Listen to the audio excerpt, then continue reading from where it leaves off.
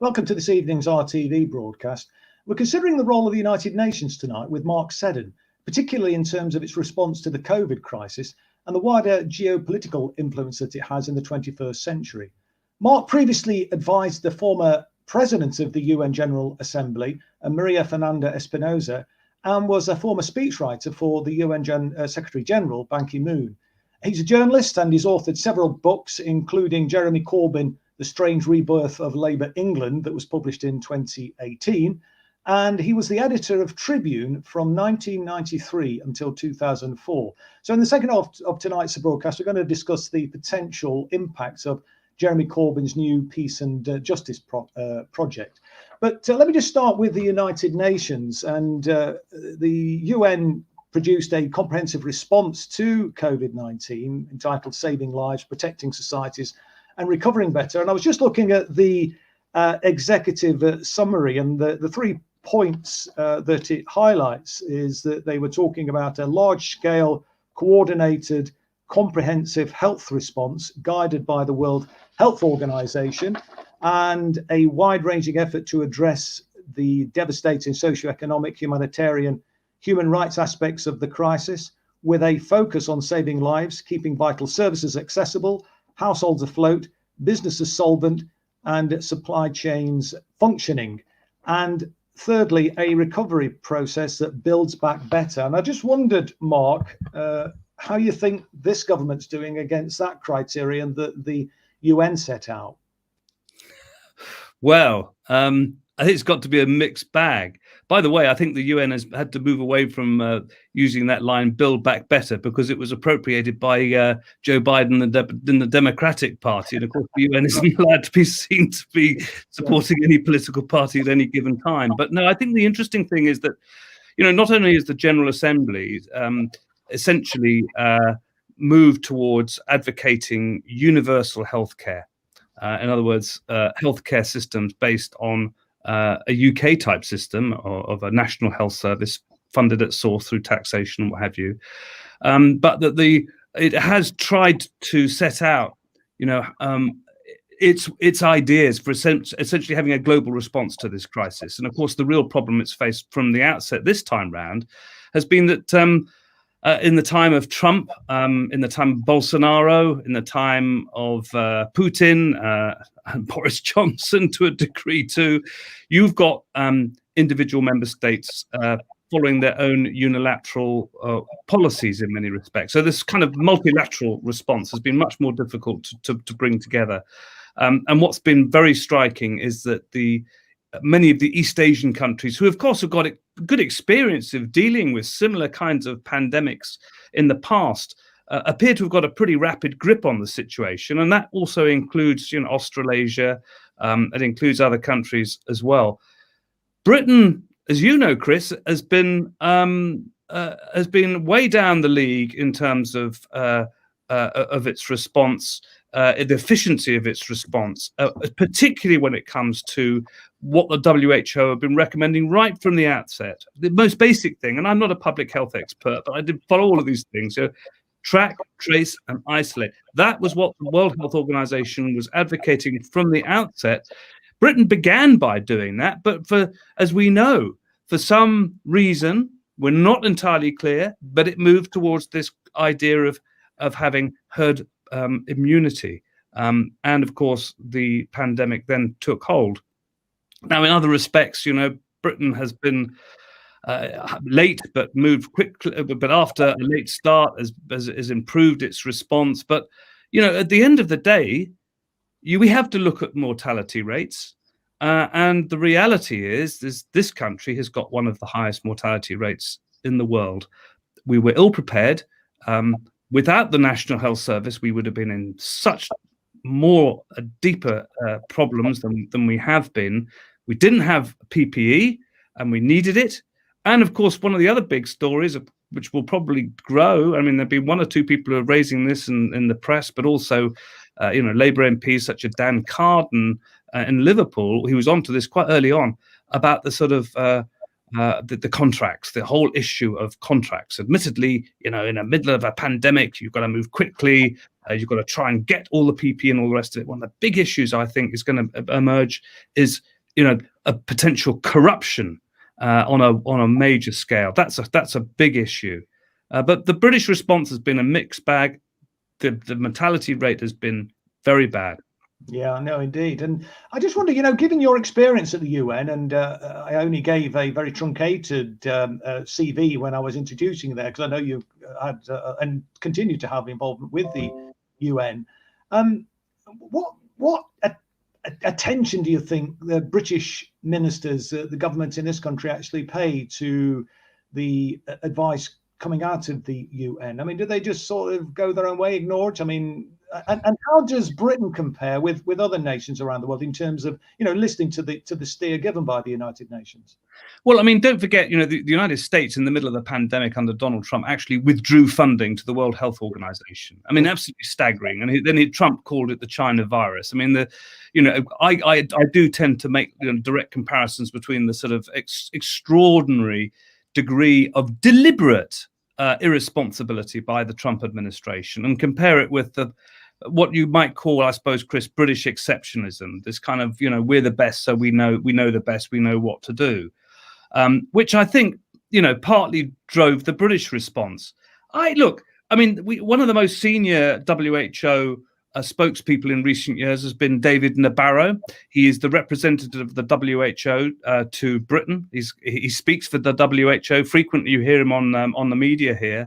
I've watched him over the years. He had the responsibility of speaking for the WHO at the UN over the avian flu outbreak, over SARS. That's what made me, first as a journalist when I was there for Al Jazeera, and then subsequently when I worked for the Secretary General, I used to go and cover these press conferences. And so I was interested in, and learning more about the spread of viruses, especially when there wasn't a vaccine. And so, yes, I mean, look, I think it is probably it's probably true to say that we've got some brilliant scientists, some brilliant health professionals in this country. We've got a first-rate health service, despite all the cuts and everything that's thrown at it. I mean, the most extraordinary people, the most extraordinary dedication, wonderful frontline workers, and all of that. But British exceptionalism did mean that at the outset, I think there was a really serious question that had to be addressed at the Prime Minister. Why was he not picking up the phone immediately to the Chinese leadership, to the leadership in Korea, and to Taiwan, and to other countries in East Asia who've experienced in dealing and getting advice as to how best to handle what we knew by early January was heading our way? Why did these things not happen? Now, of course, it's easy for us. Here we are. We're sitting here. We're not having to run the NHS or deal with this or deal with that. It's very easy with the press, with hindsight, to say this and that. But I mean, there are some very basic questions at the outset that just weren't asked, and this should have happened. We should have been better prepared. And of course, if you recall, Boris Johnson himself was quite blasé. He was, those first press conferences, he was saying, "Well, I've been shaking people's hands. And I'm hugging people." And it was pretty. It was, nobody would wish this on anybody, but there was a kind of irony that the early stages of the pandemic, Boris Johnson and President Bolsonaro of Brazil were two political leaders who got it, and subsequently Trump got it. Almost those people are the most blasé or irresponsible in the case of Trump, the ones who get it. And by the way, Rudy Giuliani now has it. Yeah. I mean, it was even more irresponsible, wasn't it, in terms of the way the government has failed to respond, because there was a sort of a dry run exercise in, I think it was 2016, looking at how prepared this country was, how prepared the National Health Service was in the event of a pandemic striking. And then, a few short years later, we were. So, there is no real excuse, because the conclusions that were drawn from that exercise demonstrated that we weren't prepared. There were problems with PPE and all the points that you've just made, Mark. So it's not that this kind of, as it were, took them by surprise, that they hadn't really kind of thought about it. I mean, they may not have thought about it, but they should have done, because there was this that had taken place. I mean, you're right, Chris, because avian flu gave a portend of what could happen. SARS gave a portend of what could happen. Of course, HIV is another virus that gave us a huge portend. We had Ebola, of course. I mean, Ebola, which is far more infectious apparently than COVID-19 and more deadly. There were actually some cases that actually came out of Central Africa, and there were cases in America and other countries. So yes, that the country should have been much better prepared. But I mean, you and I also know, and this is the media barely covers this now because it's ancient history in their sort of day-to-day world of who's up and who's down and whatever. But we had a decade or more of austerity, and arguably the worst chancellor in Britain's post-war history, George Osborne. George Osborne. He was the one whose policies of austerity we cut into the living quick of our welfare state and of the health service and much more. And so, what was needed in terms of stockpiles was not there because they hadn't spent any money on it. No. And I would be, it's Boris Johnson, to a degree, inherited a situation. The response was sporadic, not very good in comparison to other countries. But the real blame for this, to my mind, lies with those such as George Osborne, who used austerity to supposedly, aid a British economic recovery that simply did not happen on his watch. Yeah, I mean, and just in terms of the UN's role again, though, if we could just return to that, I mean, we're a global village now, aren't we? I mean, the world has shrunk. International travel is so much easier now than it ever used to be.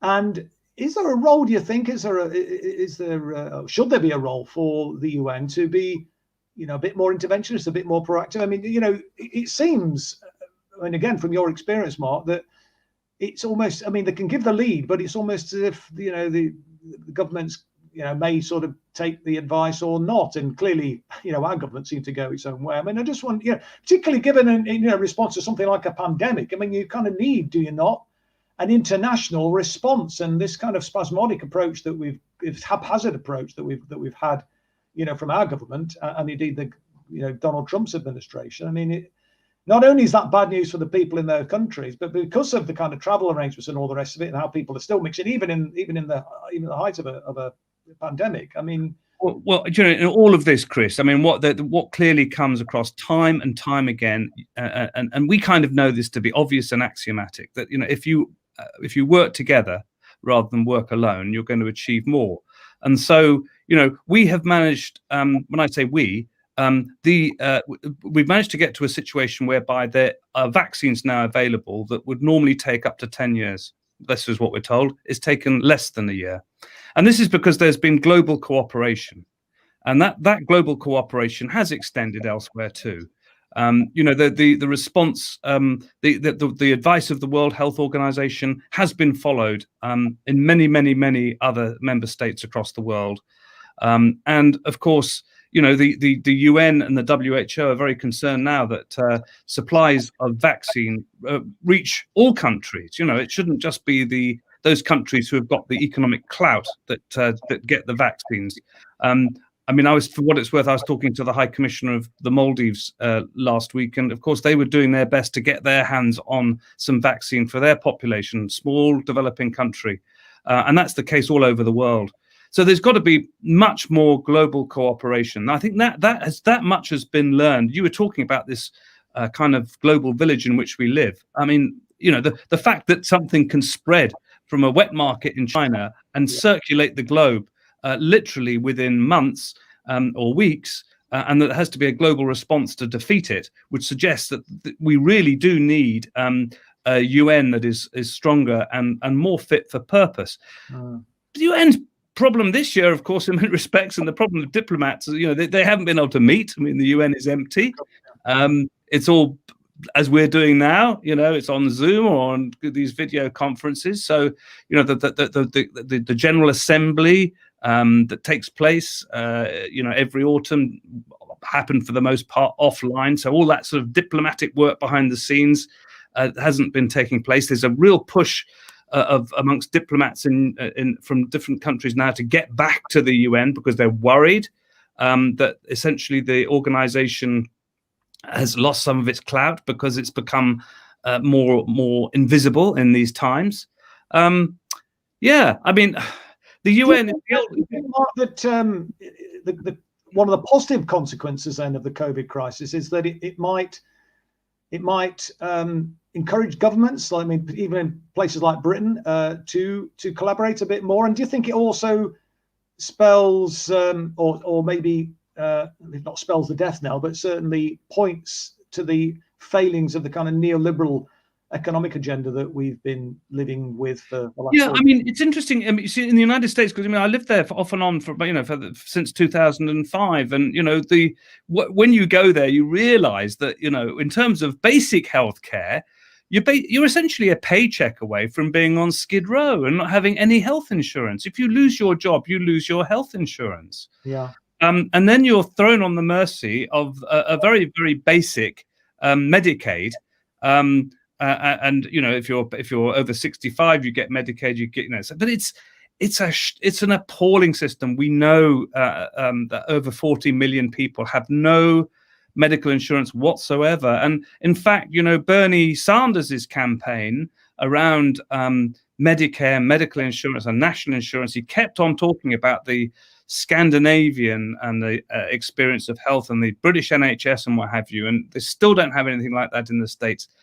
And then you also look now at the utter failure, absolute deliberate decision by President Trump, really to wash his hands of Trump and to politicize it as well. Only in the United States at the moment could wearing a face mask, be seen to identify you as a Republican or a Democrat. It's been utterly appalling. Now, part of the issue too are the state governors. You're more likely to have a better public health policy in New York State than South Dakota. South Dakota currently now has the world's the highest number of COVID cases in the world, I think. But it is quite extraordinary. So that model, we can in many ways we can see how it fails. But it's the key thing is how Americans perceive it, because you will have seen as well, Chris. Lots of ordinary working class Americans actually demonstrating against Medicare. When Trump was first elected, to us this seems completely bonkers. I mean, I think more Americans can see, because so many people are being impacted by this, with so many deaths. I mean, it's over 200,000 now, I believe, and growing. Is 3,000 people a day. That's the number of people that were killed in the attacks on the World Trade Center. Yes. Americans can see this. So this model is expiring before us. And when I was working for the President of the General Assembly, the General Assembly did adopt universal healthcare as for all member states, as something that and essentially provided the different types of mechanisms for how it could be adopted by member states. And of course, social insurance can take many different forms. There are different ways of organizing it. And the Taiwan system, for instance, I've been to Taiwan. I saw how it worked. It's very, very good. It's different to the British system. I'm not enough of an expert to explain, how it is different, but, different systems, but they're still based on this idea of social insurance. And this is key.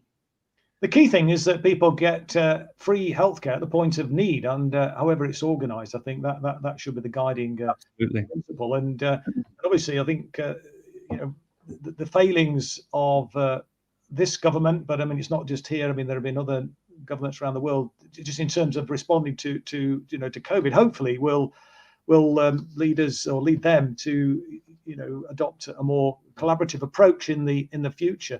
But I just wanted to move on, if I can, Mark, in terms of the role of the UN in other geopolitical issues. I mean, the original founding charter talked about we the peoples of the United Nations, determined to save and succeeding generations from the scourge of war, which twice in our lifetime has brought untold sorrow to mankind.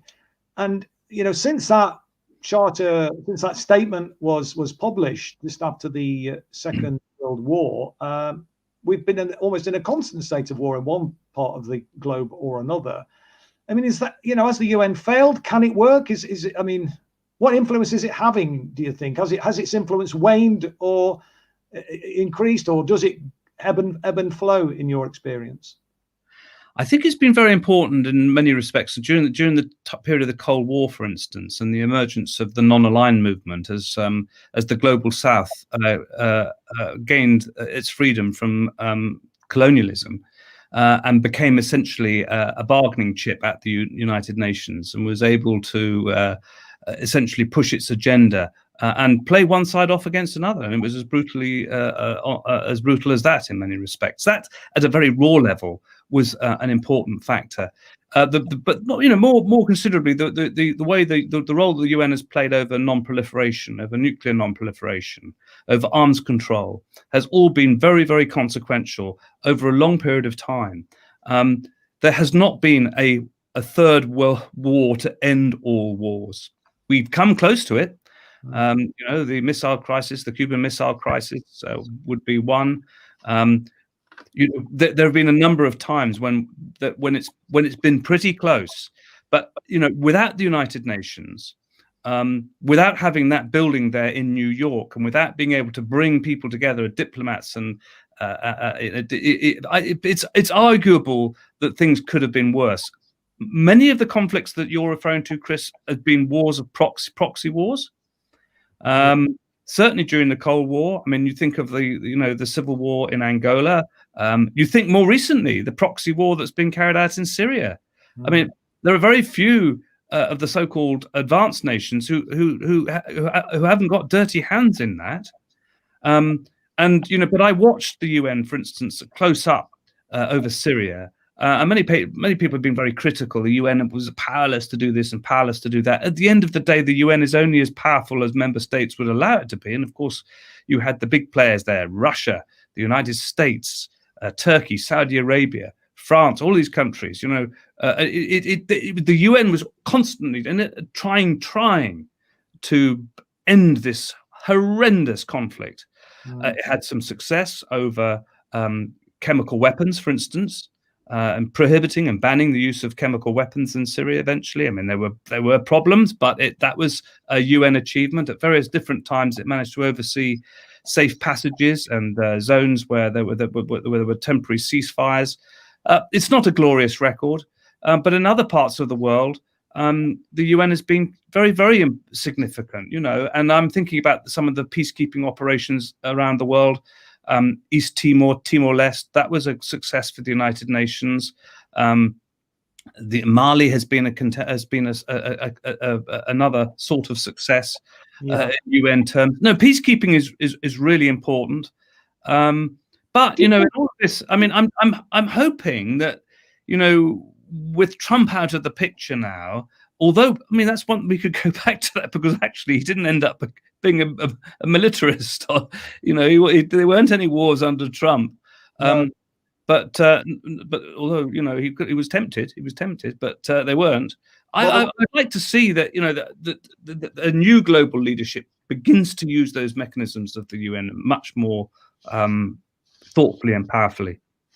Yes, no, indeed, and I mean, as a youngster, I just seem to, maybe it's me looking back through rose-tinted spectacles, but I seem to remember politicians of every stripe, really, but particularly Labour politicians, particularly people like Tony Benn, used to speak very, very, glowingly, really, about the important role that the UN plays.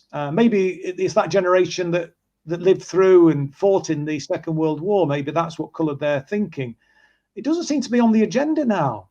As far as I mean, I don't know. Maybe I'm just sort of living in a bubble or something. I find it difficult to find a time when you hear senior politicians of either the major political parties, promoting the important role that the UN has to play. Do you think that? Yeah, I mean, you're going to find it this year actually, because come November. I mean, come November, Britain, Glasgow, is going to be host for the climate change conference, COP26, and there's going to be. Already, I mean, one of the few things you could say that this particular government has pushed the boat out on has been on on targets, on emission targets, and I think it's setting some really quite ambitious goals. Partly because Britain is hosting this very, very important UN climate change conference. This is the 5th anniversary of the Paris summit, and then the Paris Agreement and of course progress has been. But you see, there's another example where the UN is really, really very important. And we, although it's been slow and it hasn't, and we don't have much time really to turn around global heating. What progress there has been at the behest of the UN and member states who really realize how important it is. And you could say the same for the Sustainable Development Goals and what have you. So, yes, I think that you will see more of it. Tony Benn, of course, you're right. He was informed by his own experience in the Second World War, and the importance that also there were some totemic UN leaders like Dag Hammarskjöld, who was key for trying to get a peace. Finally, peace in what was the Belgian Congo, and who was sadly, his plane was shot down. Yes. And he was killed as Secretary. This had there have been a series of amazing Secretary Generals. Kofi Annan, more recently, was a very popular. Well, I mean, when I was in New York, when I used to say I worked for the UN, they say, "Well, how is Kofi Annan?" I used to say, "Well, he retired 8 years ago." Of course, Kofi Annan was rather late in the day in pronouncing on the legality of the Iraq War. Sadly, however, there have been, for all the criticisms that could be laid at the UN, I could point at 100 and other reasons and ways why it is working and why it is so important and why it deserves to be strengthened. The UN, Tony Benn used to also refer to it because he knew that the United Nations was actually written into the constitution of the Labour Party. The Labour Party is part of its constitution. I can't remember which clause. Maybe somebody can remember. Is a commitment to the United Nations. I just wonder, do you think, Mark, that particularly politicians on the left and even wider social movements should be doing more to promote the role of the United Nations then? Oh, I've got absolutely no doubt about that, because the UN is such a great resource too. Yeah. I mean, for instance, I would say because in these particular times, we all know there's a great distrust of the media, and for very good reason. Often, historically, it's been owned by very rich people, very rich and powerful people. In countries like Britain and the United States, these very rich and powerful people most certainly don't want their taxes to be increased or for a different way of organizing society. So they are opposed to anything that is vaguely to the left. But more recently, I think that a lot of people have become concerned about the veracity of information. How truthful is the information that they're getting? And I would point them to the United Nations, because when I worked there and had to write speeches or had to prepare statements or whatever it was that I had to do, we had to go to the UN agencies for our statistics, for our facts and for our figures. And we had to be sure that our facts and our figures were correct. And the UN has actually set up a unit, which actually does a kind of fact check on everything. So in terms of unbiased information, the UN is the place to go to. The UN News Services Division. I mean, if people look up United Nations News Services, you can get very accurate information from around the world. And so, I was just watching before I came on the 6 o'clock news, because I thought we'd probably talk about this. And I thought, well, but I'll see how much of that half-hour news is devoted to anything that happens outside the United Kingdom. And tonight, there was zero. There wasn't even 1 minute of foreign news.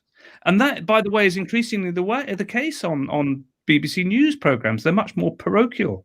So, the UN News Services, you can find out information from all around the world. That's very important. But more than just that, in terms of the campaigns, many of the things that people who are internationalists really believe in, the UN is there for all of this. For in terms of nuclear non-proliferation, in terms of peace, in terms of climate change, in terms of sustainable development, all of these things that are really important to all of us as humans, not just in one country, that's all there. Well, I'm interested you say that, Mark, because I mean, this movement that I'm involved in trying to organise, this kind of resistance movement, we very much want to be an internationalist movement, and to stress the importance of collaboration and learning from, and recognizing how much we have in common with people around the world, with liberation struggles around the world. Far more in common actually with ordinary working people and people involved in struggle in developing nations than we have with the elites and the faceless corporations in this country. Well, Chris, as you're saying that, I can see, you've got the Palestine flag behind you. Now, you know better than most that, the UN General Assembly, that's the global parliament of the people, has passed resolution after resolution, absolutely, calling for the end to the occupation of the Palestinian territories. This is the longest occupation in history. It continues. It's worse than an occupation now. It's a displacement, as we also know. So the UN, which is essentially the upholder of international law, whether it be international law governing the seas, maritime law, or whether it's international law guaranteeing the rights of Palestinians, is really, really important. And and another, I think, in terms of the work that you're doing, just simply pointing out to the fact that when President Trump decides unilaterally to move its embassy from Tel Aviv in Israel to Jerusalem, which is a city which is actually subject to as far as it's a UN administrative zone, effectively. I mean, East and West Jerusalem. It is not one city, but it is kind of part of a UN zone. It's you cannot do this thing. It's breaking international law. So many times the Israeli governments have broken international law, and who points this out? The UN does, the Secretary General does, and so hopefully, there can be support from you and other organisations. Absolutely. I mean, and thank you for that pointer towards UN News Services, and I think we do need to, as a movement, for our members and widely to disseminate that information to the wider public, because knowledge is power, and it's important, I think, that we do get that message out there. Incidentally, the point about displacement, of course, the whole basis of Israel was actually created on the basis of displacement, and nearly 750,000 Palestinians were kicked out of their homes, weren't they, to make way for the new Israeli state. But let me just move on to again, just to move up before we touch on and then get some comments from our viewers about Jeremy's Peace and Justice project. But I just wanted to get your thoughts about what prospect you think they are, whether you agree with what Tony Benn used to talk about. He wanted to see a radical United Nations. He said it should have powers over the International Monetary Fund, over the World Bank, over the World Trade Organization. He wanted powers invested in the United Nations to control the arms trade and to govern the conduct of multinationals and banks and a few other things as well. I mean, actually, to me, it's absolute. I mean, Tony Benn used to talk a hell of a lot of common sense, and I always talk about, common sense socialism. When Jeremy came to the fore, I was saying this is simply common sense socialism, the sort of socialism that the likes of Bill Shankly and my great hero Brian Clough used to talk about. What do you think of that? I mean, and is that? Well, I mean, it's interesting because the World Bank is actually part of the apparatus of the United Nations. A lot of people don't know this, but the trouble is, over the years, it's drifted off, and of course, post Bretton Woods and all the rest of it, it's kind of been captured to many extent. It's kind of been captured by a sort of global establishment that kind of sees that solutions lie with markets and private enterprise. This is dominated thinking, as we know, since the late 70s. Also, I kind of think that the global South is missing a trick, and it's not united enough. I mean, the non-aligned movement, I used to go along to some of their meetings. I used to have to prepare some of the speeches of the President of the General Assembly to the non-aligned movement. I thought, well, you've got real potential clout. The bureaucracy of the United Nations is not going to turn the organization into a radical world government, which is, by the way, what a lot of the rednecks in the deep south of America fear the most. World government, world communist government. Yeah. But the global South could begin to move things in this sort of general direction and give much greater. What is needed too is a Secretary General who feels emboldened to speak out much more strongly. Now, the current one has kind of kept his head down because he didn't want the UN to be completely savaged by the Trump administration. As it is, the Trump administration, as you know, cut funding to the WHO, to UNESCO, to the United Nations Works and Relief Agency in Palestine. I mean, it's deeply damaging. But as far as Antonio Guterres is concerned, the Secretary General, it could have been a whole lot worse. Well, actually, perhaps, the UN itself, of course, there needs to be a lot of reform. There needs to be reform of the Security Council. A long time in coming. It's unrepresentative still because it represents the world at the end of the Second World War. The permanent members, Russia, America, China, Britain, France. Yeah. These are, Britain and France. What are Britain and France doing? Where is China, of course, but where is Africa represented? Where is South America represented? Again, just going back to what Tony was saying, I mean, his view was there should be a type of like a card vote arrangement for the UN in terms of the weight of the votes. I don't know if you remember him talking, where he said that the voting strength, if you like, should be based on a per capita population. So China would have the biggest say, India next. In fact, I was saying that India and China together would have a majority on their own. Well, on that, which is an interesting one. I mean, I think there's certainly an argument for when it comes to, if you could democratize the Security Council, and to have voting on that basis, that would be very interesting, But of course, that you've also got the non-permanent members who are elected. But for the permanent 5, instead of them being permanent, that's another whole issue to be looked at. But don't forget, in the current General Assembly, it's 1 member, 1 vote. We talked about the Maldives. So the Maldives, for instance, has the same power in the General Assembly as the United States. Do you think that's right then? I mean, what do you think Tony's I mean, in the General Assembly,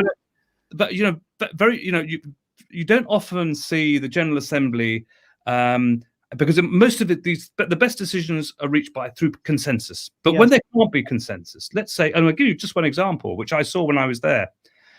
There have been rulings, as you know, from the International Court on Britain's continued occupation of the Chagos Islands, which it calls British Indian Ocean Territory, which were taken from Mauritius as a condition for independence. And as you know, the main island in the Chagos group, Diego Garcia, is home to one of the biggest American military bases. Yeah. The people of the Chagos Islands were booted off. They were deported back to Mauritius. When I say they weren't deported back, they were sent to Mauritius. The General Assembly voted overwhelmingly to tell Britain that it should adopt international law and that the Chagos Islands should be returned to Mauritius.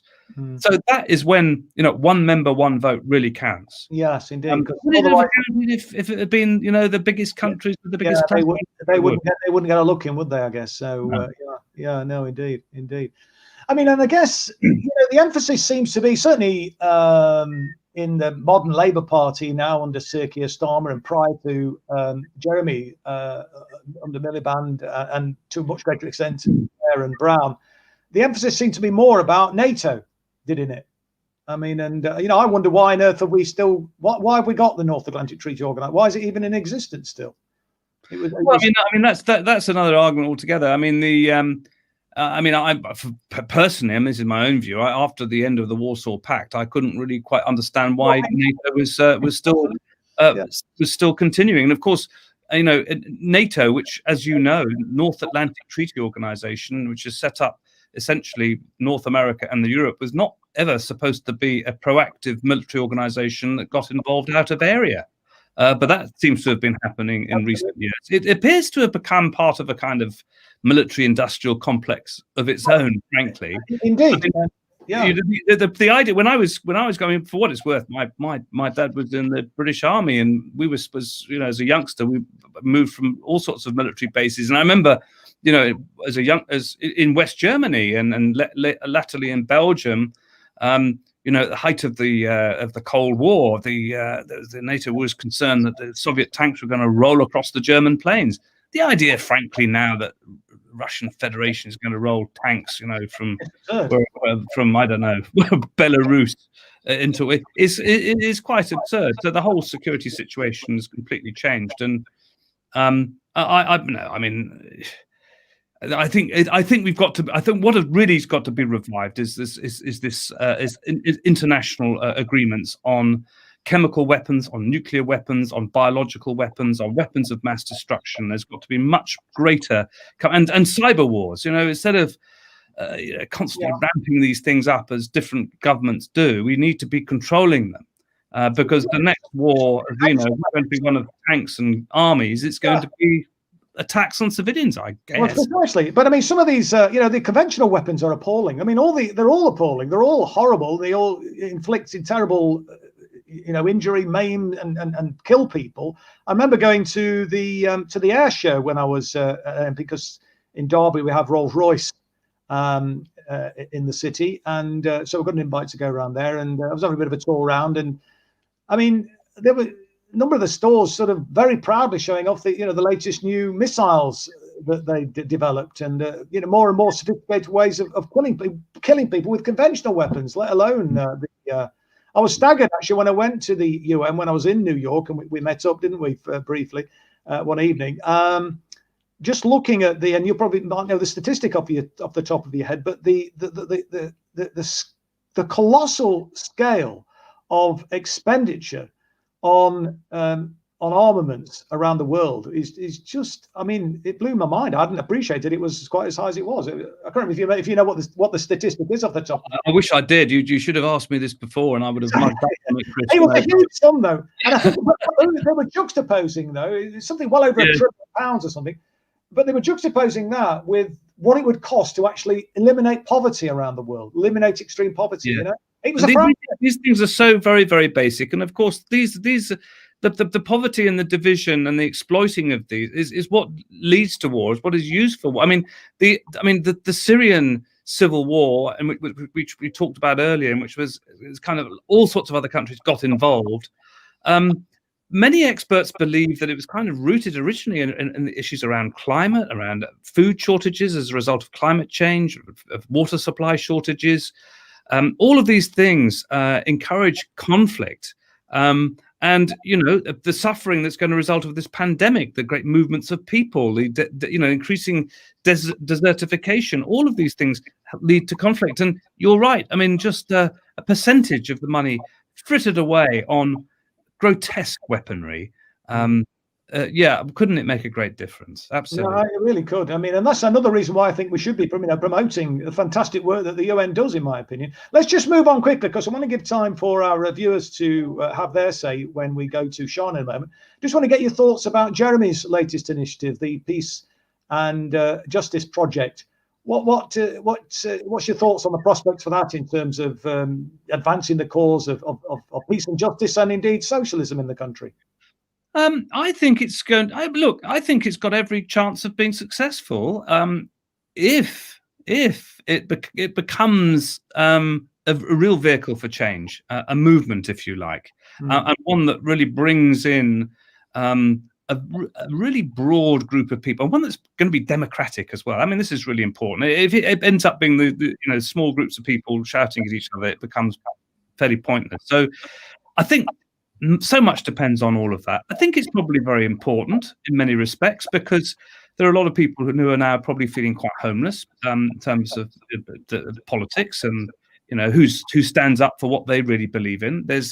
I think people feel a bit battered, frankly, and the way that the Labour Party is heading isn't really for a lot of the youngsters that joined up. So, yeah, I think it's older ones as well, actually, Mark. Pardon? All the older ones as well. Yeah, I'm sure. I mean, one thing, what struck me, because I was in the States at the time, and we had a New York Labour Party branch, and when Ed Miliband stood down, there was a leadership and Jeremy emerged. I said to the chair, I said, look, we need to support Jeremy Corbyn. I said, look, he's not New Labour. All of these other people, they all voted for the welfare, that sort of trooped in for the welfare cuts and all the rest of it. They all were New Labour retreads, and for God's sake, Jeremy Corbyn, last one standing. Okay, he doesn't want to be leader, but he's standing, so he's going to have to be. And what was a revelation to me, like you, I've known him for years. I never saw him as being leader of the Labour Party, but actually there was a logic to it in the end, because he was one of the few who was opposed to the Iraq War. And this is what really powered so much of it. And the New Labour years, there was such a turn-off, and there were hardly any members left. So he brought all of that back. What I didn't appreciate when I was in the States is just the level of hostility, of sheer hysteria towards him that developed, and no sooner had he been elected than people were trying to get rid of him. And so the whole thing was utterly absurd. And I used to say to people, look, you say that he's this great. I mean, as far as the British media were concerned, the liberal media, he posed more of an existential threat to Britain than Boris Johnson. Let's be honest about it. That's what they thought. And I used to say to them, I used to say to these people, you go on about Jeremy Corbyn, his manifesto, you could compare it to what the SDP were putting up in 1983. It's mild. I'll tell you one thing I used to say is, if I was to take him around the United Nations, there'd be country after country, their permanent representative coming up to him and saying, good for you, Jeremy. Great to see you here. Thank you for all that you've done. I'm serious about that. And they wouldn't have known. If Boris Johnson comes along and makes a speech at the General Assembly, they think he's a clown. They wouldn't know who Keir Starmer is, who Ed Miliband is, although Ed Miliband wanted a job at the United Nations, when he stopped being leader. They wouldn't know who all these people are. But Jeremy Corbyn, because of his international record, from apartheid to Palestine to the Chagos Islands, we were talking about that. I mean, wherever, he's been a great voice for the global South. They like him. They like him. No, indeed, absolutely. Well, I'm hopeful. I mean, and one of the things that we set up this resist movement, and we're keen to obviously work with Jeremy's new project. And what we've said all along from the very early start of our movement earlier this year is that, and we've not made the progress we'd wished for because of the COVID crisis, but we have got regional organisers all over the country. We've got thousands of members. And we want to get active in local communities. But the thing that we've been very clear about is that, we have to be an internationalist movement, as I've already said, but also we need to be, as we're open to bringing people in and working with other groups and other movements, and not be precious about our movement and saying, well, it's our way or the highway. I think we absolutely have to collaborate. Those of us, who believe in a kind of a more just world, those of us who believe in a socialist alternative, I think it's incumbent upon us really to find common ground with each other instead of falling out with each other, which seems to have afflicted the left forever. I always talk about the Brian syndrome that we seem to suffer from on the left. We've got to get through that. It's even more important now that we do that, because it seems to me the Labour Party is finished as a vehicle or a potential vehicle for socialism. I don't think that's ever going to come back. And I therefore feel that we do need to build a movement, and it will be a range of different strands, I think, in my view.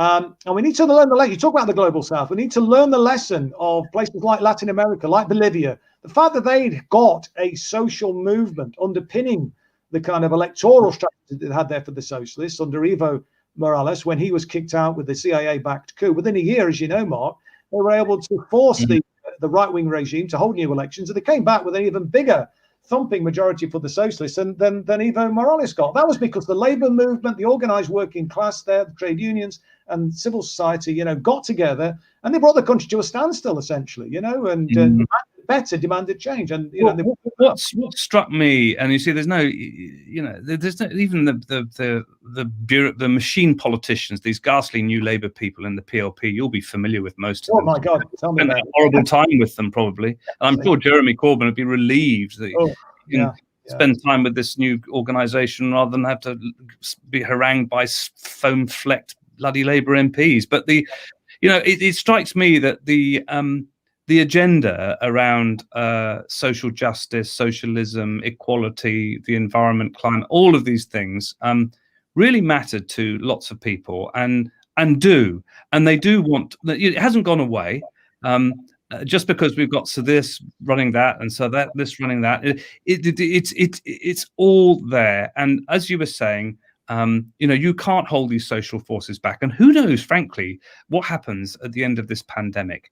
Who knows? Because the inequality has deepened. Unemployment is going to grow substantially. There is a great deal of suffering, more suffering in this country now. And we do know that the effects of COVID-19 have been worst felt amongst the BAME community, for instance, amongst poor people, amongst people who are forced to go into work, who live in crowded housing, all of that. And people really will want change. And these political parties are going to look increasingly irrelevant. Yeah, I agree. I mean, just like my mum and dad's generation, and I guess your mum and dad's generation too. You're a bit younger than me, Mark, but I suspect your mum and dad experienced the Second World War, and they were not prepared to go back to the indignities of the means test of the 1930s and poor quality housing, fearful about falling ill for not being able to pay their medical fees, and demanded something better. And I think, Labour had to respond to that, actually. And, it's unfortunate that, they sort of lost their way a little bit, that government, and got involved in the Korean War and the rest of it, and started imposing charges for prescription fees and one thing and another. Ended up, even though they got the biggest vote ever recorded when they lost the election, but with the vagaries of first past the post, of course, Churchill, as we know, came back in 1951. Look, it's 10-2 now. We've got about 10 minutes left, Mark. I just want to go to Sean now, if I can, and just sort of get reaction from viewers and let them put any comments or questions that they might have to you, Mark. Sure. Good evening. What a fascinating discussion we've had again tonight. Lots of questions coming in. Can I just ask people if they can like and subscribe to our YouTube channel, and you can also subscribe to our Facebook page as well at Resistance Movement. Okay, so let's go through some of the comments on the questions we've had tonight. Maggie Wolf says Johnson & Co.'s policy of labelling their decisions as NHS decisions is having an impact, seeing online commentary blaming the NHS for pretty much everything up to and including deaths. Some very angry and frightened people out there had no success in countering this. Suggestions welcome. Atcha John says maybe COVID lockdowns, the effort in parts of Asia and certainly Australia has been, say, heavy-handed. Is this predictive of other state attitudes to come, maybe? Faraz Khan, do individual oligarch families who own global corporations manipulate the UN? A bit of conspiracy coming in there, I think. Scott Owen Marriott, Tony Blair was a Middle East peace envoy. I think that tells you everything you need to know about the UN. Faraz Khan, did the UN... If I may, Sean, on that, yeah. Tony Blair was not appointed by the United Nations as a Middle East peace envoy. There was something called the Quartet, which are individual member states, and they made that appointment. Not all of them were happy with it. He was not a United Nations appointment, so that person needs to get their facts right. Thank you for clearing that up for us. Faraz Khan asks, did the UN appoint Saudi as a human rights monitor? Well, there is the Human Rights Committee, which is the membership is decided by the member states of the United Nations. And it is a real problem if some of those member states don't take human rights seriously. And clearly Saudi Arabia is one of them. Jack T asks, does the US have too much control over the UN? It's probably still the biggest budget contributor, and despite the Trump cuts, it's historically the United States, and continuing on to Trump, to be fair to him, has been very supportive of the World Food Programme and various other key UN agencies. But yeah, I mean, at the end of the day, we did talk briefly about the Security Council, and the United States is a permanent member, as is Britain, as is France, Russia, China, and so that they're the permanent five. And so, yes, it has a huge amount of power. And of course, the UN is based in New York, and no Secretary General really wants to fall out with the United States, or indeed Russia or China, or he, and it has been a he so far, won't get a second term. I'm going to take these next two questions because they are very similar. Danny Shell says, why is the UN such a toothless tiger with regard to Israel's treatment of the Palestinians? And Jack T says, when the UN declared Zionism to be racist, the USA lent on them to change their decision. Do you think there will ever be an opportunity to reverse that decision? And what is the point of the UN if they have no power to actually do anything about the Israeli occupation? Well, I mean, the UN has repeatedly condemned the illegal settlements. It's repeatedly, it calls for a two-state solution. Now, of course, many on both sides of the argument don't really believe that's possible now. And certainly, where I'm coming from, I think that a one-state secular democratic solution is the one that the international community should be really pushing for. But you can have very direct UN General Assembly resolutions condemning Israel for its occupation, calling for it to withdraw from the occupied territories. But frankly, if the main member state... Oh, we've lost you, Mark. You've frozen, Mark. I think have we lost Mark? That's a shame. That was the big question of the night, that, Chris. It was, wasn't it? What a shame. I don't know if we can get Mark back. He was just in full flow there. It was. Well, carry on with some. Oh, hang on. Okay, well, is he Carry back? on. Sorry about you lost me. Apologies for Completely that. lost you. I reckon it was the CIA or something. Something like that, yeah. I mean, the problem is if member states refuse to follow up with the UN General Assembly resolutions, then the UN is in a difficult state. I mean, don't forget when the world decided that it was going to support UN resolutions over apartheid South Africa, and finally the adopted economic sanctions, it had a major effect. And I think that obviously economic and military sanctions are probably the only means to force Israeli governments to actually acknowledge that they must accept international law over the occupied territories. But do they have actual power to... Sorry, Chris, go on. No, I was going to say that will require, won't it, member states, though, to buy into it. I mean, and the problem is that, like in this country, the Israel lobby is very, very powerful, as it is in the United States with AIPAC, Bitcom in this country. So irrespective of what the UN says, unless member states like Britain, buy into that. I think you're going to. What's got to happen is there's got to be. I mean, the Palestinians' main bugbear at the moment, frankly, is the fact that various Gulf sheikdoms are doing deals with Israel directly. These are called peace deals, but they're not peace deals because the United Arab Emirates and Morocco, for instance, have never been at war, have any conflict with Israel. But what it does is it really does undercut the Palestinian cause. So when your closest and dearest are prepared to do that to you, and the Arab League is fairly useless, and Egypt is fairly useless, and all the rest of it, it's to expect the rest of the world to step up the plate is makes it even more problematic. Yeah. But frankly, I see the issue of the occupation, the longest occupation in history, the policies of apartheid that are being used in the occupied territories and in Israel itself against Palestinians. All of these things, the more people learn about this and know what's happening, also for young Israelis, they don't like if they actually. What was struck me when I spoke to Gideon Levy, an Israeli journalist who works for Haaretz newspaper, a great guy, he said, "Look, I go to the occupied territories. Young Israelis don't. They don't see what's going on. Young Israelis.